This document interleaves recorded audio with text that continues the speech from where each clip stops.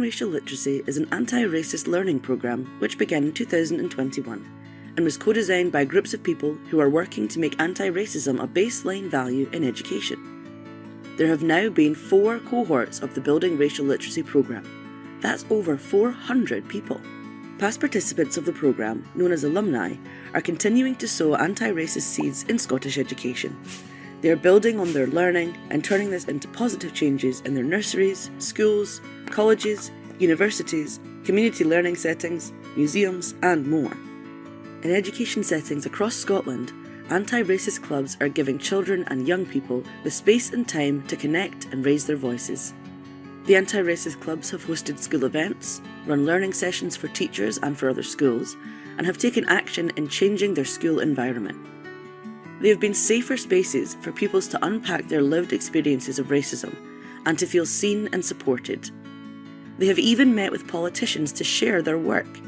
Local and regional networks have been established to keep the work going and have been making brilliant interactive resources to support fellow educators in finding new ways to diversify their teaching. Community learning networks have been set up to share resources and host more learning sessions. This means that those who support adult education or youth groups have a stronger understanding of racism and how to challenge it. Creative anti-racist projects have been taking place too.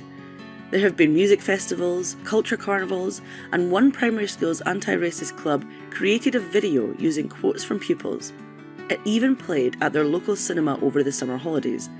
The Building Racial Literacy programme has also won awards, which is helping to spotlight its work in Scottish education. And all these amazing alumni achievements have been supported by a strong sense of community and growing friendships. This feeling of connection is even more powerful for alumni of colour. Before joining the programme, they reported feeling alone in their concerns about racism and finding it difficult to discuss. But anti-racism work can't just depend on black and minority ethnic educators. White majority ethnic colleagues are beginning to learn about racism and now need to work to be less race evasive. Before BRL, I most likely would not have challenged racism for the fear of saying the wrong thing or making a mistake. This course has taught me that talking about these mistakes and correcting them is far more important.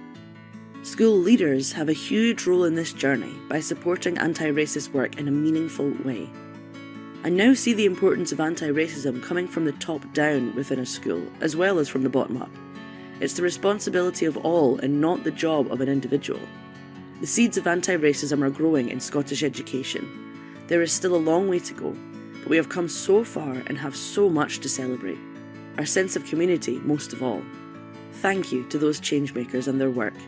If you're not already involved, there are plenty of ways to begin your journey.